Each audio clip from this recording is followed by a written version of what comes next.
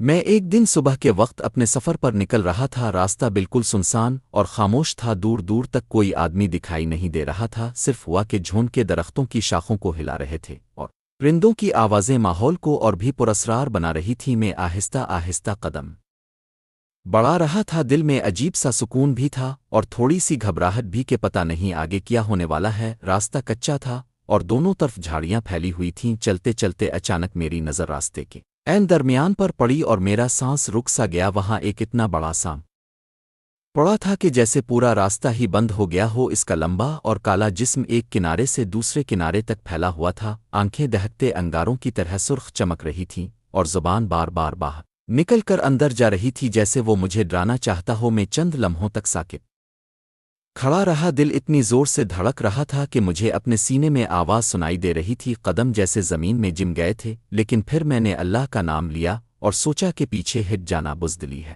آگے بڑھنے کے سوا کوئی راستہ نہیں۔ میں آہستہ آہستہ قدم بڑھانے لگا، سانپ نے اپنا سر اوپر اٹھایا اور سیدھا میری طرف دیکھنے لگا۔ اس کی آنکھوں کی سرخی میرے وجود کو دہلا رہی تھی۔ میں نے کلمہ پڑھا اور پورے یقین کے ساتھ آگے بڑھتا گیا، میرا ہر قدم جیسے ایمان کا امتحان تھا۔ جوں میں قریب پہنچتا گیا، سانپ اپنی جگہ ہلکا سا کروٹ بدلنے لگتا، اس کی سانسوں کی آواز آندھی کی گرج کی طرح میرے کانوں میں پڑ رہی تھی۔ جب میں بالکل قریب پہنچ گیا تو اچانک وہ آہستہ آہستہ راستے سے سرک کر ایک طرف جھاڑیوں میں چلا گیا اور یوں میرا راستہ صاف ہو گیا۔ میں نے اللہ کا شکر ادا کیا، دل اب بھی خوف سے دھڑک رہا تھا لیکن ساتھ ہی ایک نیا حوصلہ بھی پیدا ہو گیا۔ میں نے سمجھ لیا کہ زندگی کے راستے میں ایسے ہی بہت سے بڑے بڑے سانپ آتے ہیں جو کبھی ڈرا کر روکنا چاہتے ہیں اور کبھی قدم پیچھے ہٹانے پر مجبور کرتے ہیں، لیکن جو اللہ پر بھروسہ کر کے آگے بڑھتا ہے وہ ہر رکاوٹ کو عبور کر لیتا ہے۔ اس دن کے بعد مجھے یقین ہو گیا کہ اصل طاقت ہمارے ایمان اور حوصلے میں ہے۔ راستے کے سانپ تو ختم ہو جاتے ہیں،